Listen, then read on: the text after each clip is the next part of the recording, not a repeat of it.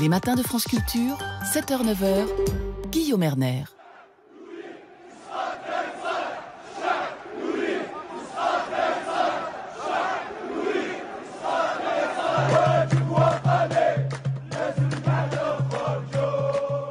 40e vendredi de manifestation en Algérie, on entend le peuple veut la chute de Gaïd Salah à quelques jours de l'élection algérienne et alors que les Algériens sont donc dans la rue, que demande le peuple? Comment l'Algérie peut-elle sortir de l'impasse et qu'attendre du scrutin du 12 décembre? Pour en parler, nous sommes en compagnie de l'historien et arabisant Jean-Pierre Filiu. Bonjour. Bonjour. Vous publiez l'ouvrage Algérie, une nouvelle indépendance aux éditions du Seuil.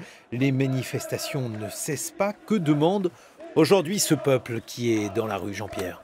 Effectivement, c'est la nouvelle indépendance.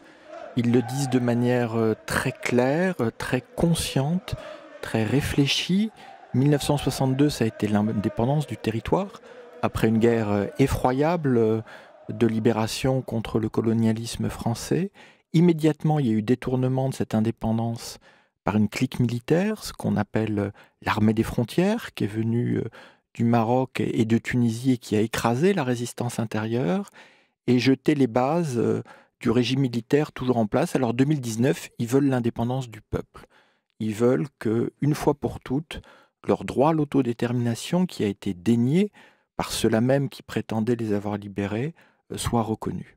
Et alors justement, où en est-on par rapport à cette demande? Le pouvoir algérien est particulièrement opaque. Qu'est-ce que l'on peut dire, Jean-Pierre Filiu, sur le fonctionnement de ce pouvoir et sur ses véritables velléités de changement? Les Algériens ont employé une expression pour décrire ceux qui les dirigent. Ce sont les décideurs. Alors, ce terme un peu euphémistique renvoie en fait à la réalité d'une clique militaire qui n'a jamais rendu de compte au pouvoir civil. Pendant les 20 ans que Bouteflika est demeuré à la présidence, jusqu'à ce que la contestation obtienne sa démission en avril dernier, les décideurs étaient dans une situation presque idéale.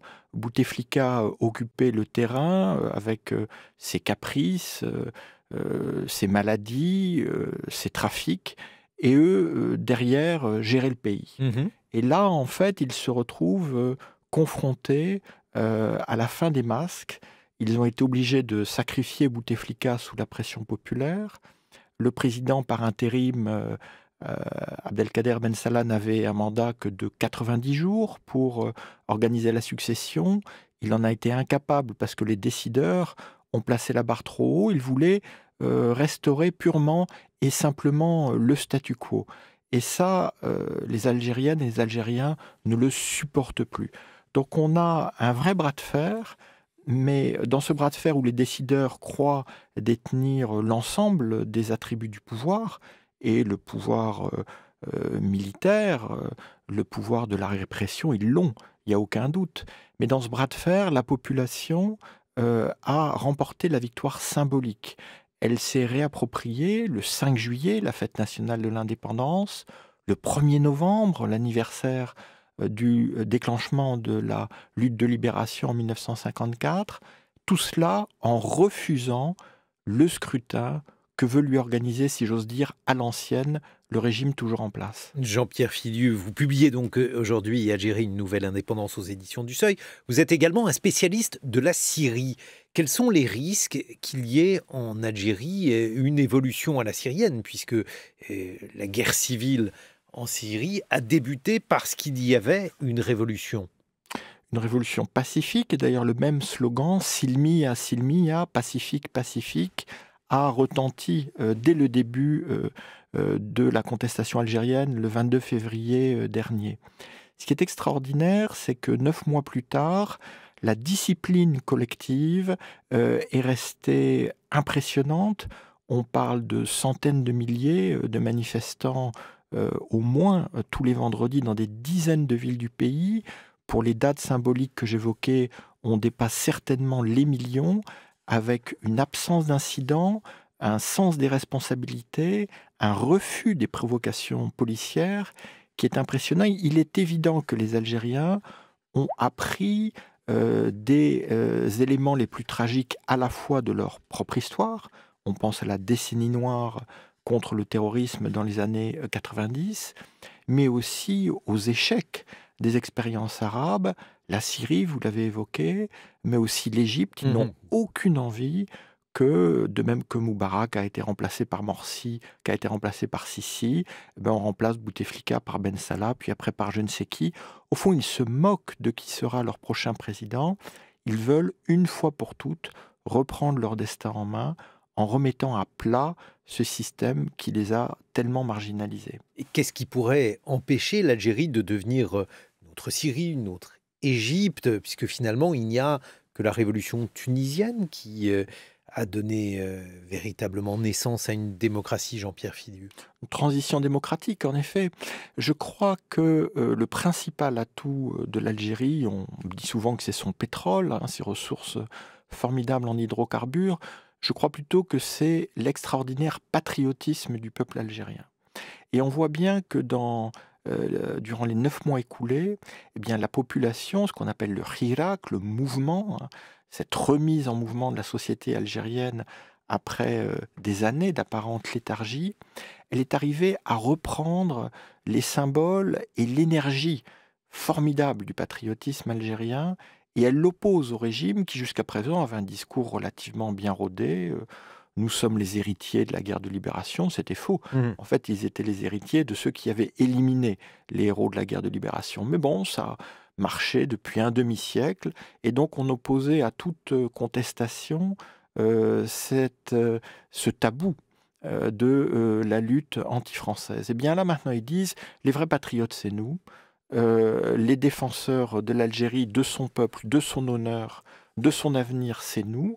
Ils l'ont fait de manière non violente et ils ont obligé les militaires, qui jusqu'à présent avaient une façade civile très confortable pour eux, à tomber le masque et à s'afficher comme les maîtres qu'ils sont du pays. Ce que vous expliquez, Jean-Pierre Fidieu, c'est que le fléau algérien, c'était la corruption qui était une mainmise d'un clan sur les ressources du pays, sur l'import-export, avec aujourd'hui des jugements. Qu'est-ce qui signifient ces jugements? Est-ce qu'ils signifient que tous ceux qui ont été corrompus, qui ont fabriqué ce système, sont aujourd'hui en passe d'être jugés, ou bien qu'il y a des règlements de compte à l'intérieur des décideurs? Alors, il y a un terme très populaire en Algérie, c'est Assaba, c'est la bande, la bande de type mafieux. Donc chacun accuse l'autre d'être la bande. La bande, c'est l'autre. Donc on a évidemment un règlement de compte entre Gaïd Salah, donc chef d'état-major, pas vraiment l'homme du renouveau, il est là depuis une quinzaine d'années, et malgré son titre officiel, il n'est que vice-ministre. En fait, c'est lui qui gère le pays, et qui donne entre autres le tempo de ces purges, qui ont touché aussi bien des anciens premiers ministres que des grands patrons, que des généraux à la retraite. On fait très attention chez les décideurs à ne jamais mettre en cause des généraux d'active. Pourquoi? Parce que là aussi, ça provoquerait des tensions à l'intérieur des dits décideurs. Donc il y a toute une série de règles non décrites. Et en même temps, on a eu un procès qu'on annonçait retentissant. Le frère du président déchu Bouteflika, 2 anciens chefs de la sécurité militaire. Lequel frère était accusé d'être le vrai président? En tout cas, monsieur 10%, monsieur frère, monsieur appelez-le comme on veut, c'est-à-dire l'intermédiaire obligé pour tous les grands contrats. De là à dire qu'il avait un pouvoir politique, j'en doute, mais un pouvoir de préemption, certainement. Ce procès s'est déroulé à Blida, dans un tribunal militaire, a été totalement bâclé avec des sentences qui ont été proclamées dans la foulée. Donc on voit bien que même dans ces purges, le régime refuse absolument que toute la lumière soit faite, car il est évident qu'un tel degré de corruption impliquait des complicités sans doute aujourd'hui actives. Pour vous donner un ordre de grandeur, quand en 2011, Ben Ali est renversé en Tunisie, l'Algérie trouve en quelques semaines 30 milliards d'euros, vous m'avez entendu, 30 milliards d'euros, pour redistribuer à différentes couches de la population et ainsi littéralement acheter la paix sociale. Ça veut dire que l'argent, il Mhm. coule, il est colossal, mais que les circuits de détournement sont tels, et la plupart des décideurs militaires ont aujourd'hui des histoires assez croustillantes qui circulent sur leurs différents trafics. Et donc, ce que veulent les manifestants, c'est le refus de ce qu'ils appellent l'alternance clanique. Ils veulent, une fois pour toutes, la transparence et que les ressources de leur pays ne soient plus dilapidées. Et oui, parce que vous décrivez, Jean-Pierre Philu, dans Algérie, une nouvelle indépendance, un pays qui est, somme toute, ruiné alors qu'il a d'énormes trésors, notamment dans son sous-sol, mais pas uniquement. Un pays qui est ruiné et dont le peuple est, pour ainsi dire, surnuméraire. C'est-à-dire, on considère que finalement, si les décideurs pouvaient décider entre eux sans qu'il y ait un peuple, ça serait mieux pour l'Algérie. Ah bon, on voit bien, c'est même caricatural, hein. Gaïd Salah, donc le chef d'état-major, en septembre dernier, il annonce que les élections auront lieu avant la fin de l'année, et donc le premier conseil des ministres de l'après-Bouteflika se tient. Le Parlement, les deux chambres du Parlement se réunissent un vendredi, jour de congé, pour permettre que, en quelques jours, les ordres du chef d'état-major soient exécutés et que le président par intérim puisse annoncer des élections au 12 décembre. Et le même chef d'état-major annonce dans la foulée que la participation sera massive. On croit rêver si ce n'était pas aussi grotesque et sinistre. Les barbus en embuscade, c'est l'un des risques que vous pointez dans votre livre. Là aussi, cela fait partie des scénarios. L'Algérie a eu une période de guerre civile intense avec un risque profond de prise du pouvoir par ces barbus. Qu'en est-il aujourd'hui? Alors, il faut revenir sur les conditions de sortie de la décennie noire, hein, donc ces années 90, où sans doute 200 000 personnes ont perdu la vie, avec des milliers de disparus, des horreurs atroces. Et pour sortir de ce traumatisme, ben déjà, les décideurs, donc les militaires qui avaient été aux commandes pendant ces années terribles, plutôt que de s'adresser à un jeune talent, un patriote, eh bien, ils ont regardé dans le rétroviseur, ils ont fait revenir Bouteflika de son exil à Abu Dhabi, où il était depuis 18 ans. Bon, c'était pas vraiment la personnalité qui pouvait incarner le futur, mais il leur convenait. Mais ils ont en même temps mis en place un système d'amnistie et d'amnésie qui a permis à ce qu'on appelait pudiquement les repentis, c'est-à-dire des anciens insurgés islamistes, de se reconvertir, parfois avec profit, d'être littéralement recyclés dans le système. Mhm. Donc le fait qu'aujourd'hui les islamistes n'apparaissent plus comme une alternative les a beaucoup décrédibilisés.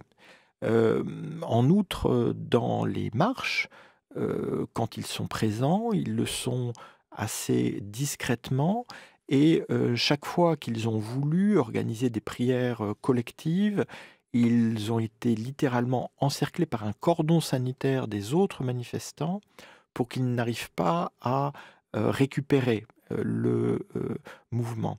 Alors, ce qui est certain, c'est qu'un des scénarios du régime, s'il veut s'entêter à ne rien concéder, c'est d'agiter l'épouvantail islamiste. Il en a différentes possibilités, et par le passé, il n'a pas hésité à jouer à cette politique du pire. Mais aujourd'hui, le rapport de force dans la société leur est très défavorable, même s'il faudrait se garder de nier leur existence, de nier ce courant qui est important, même si je crois qu'il est minoritaire, voire très Mais minoritaire. alors, comment vous expliquez justement ce basculement? Enfin, si vous considérez qu'il y en a eu un, et il y a eu la décennie noire. Est-ce que c'est cela qui a vacciné les Algériens de toute prise du pouvoir par les religieux? Parce que on raconte aussi qu'il y a une observance religieuse qui est en forte croissance Mhm. en Algérie, qu'il y a quasiment aucune femme qui n'est pas voilée dans les rues. Qu'en est-il? Enfin, dans les marches, les femmes voilées côtoient de manière très fluide les femmes qui ne le sont pas. Donc, mais il faut voir que tous ces régimes qu'on a présentés à l'étranger, Bouteflika le premier, comme des garants contre l'islamisme, ont en fait totalement pactisé avec les salafistes pour acheter la paix sociale. La paix sociale, c'était les pétrodollars et les barbus. Et ils leur ont confié des dizaines, voire des centaines de mosquées. Et ce qui est frappant, c'est que dans le mouvement, cette carte blanche qui avait été donnée par le régime aux obscurantistes n'apparaît pas. Et alors que le mouvement est révélateur de tendances très contrastées de la société algérienne, voilée, pas voilée, observant, pas observant. Il y a ceux qui sortent de la prière du vendredi pour aller manifester, ceux qui arrivent de chez eux directement, sans être passés par la case mosquée, ceux qui invoquent, je le décrit en détail dans le livre, différents éléments structurants de l'islam algérien, pour mener de front à la fois leur identité algérienne et leur pratique islamique. Mais à ce stade, aucun incident, 9 mois, des millions, voire des dizaines de millions de femmes et d'hommes cumulés dans la rue depuis 9 mois, aucun incident à regretter de ce type. C'est quand même impressionnant. Mais il faut rester vigilant. D'ailleurs, les Algériens sont très vigilants. Et quelle alternance? Parce que là aussi, Jean-Pierre Fidu, c'est un régime qui était un régime absolu, qui n'organisait pas de discussion et de conversation nationale politique. Donc il n'y a pas d'opposition, il n'y a pas d'alternative possible, ou en tout cas celle-ci est à construire. Comment imaginer qu'elle puisse, d'ici au 12 décembre, avoir véritablement une assise, avoir des alternatives à offrir en Algérie? Son assise est déjà là et elle est extraordinaire. On ne peut pas imaginer organiser et discipliner des millions de personnes sans avoir une crédibilité.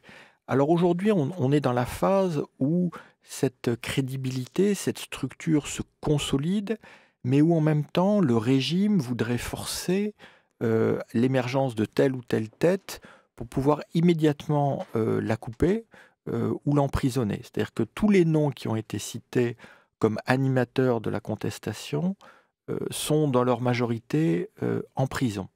Donc le mouvement doit aussi se protéger. Il est évident que si on arrive, et ça me paraît le plus sûr, vu le patriotisme partagé des Algériens, à un dialogue enfin effectif, on trouvera très naturellement des interlocuteurs de part et d'autre. Mais aujourd'hui, la contestation se veut avant tout collégiale, enracinée dans le pays, inscrite dans la durée, dans l'attente de ce déclic qui ne peut venir que d'en haut, d'une ouverture enfin sincère au dialogue. Jean-Pierre Fidu, Algérie, une nouvelle indépendance. C'est votre livre aux éditions du Seuil, un livre qui évoque la situation de l'Algérie aujourd'hui.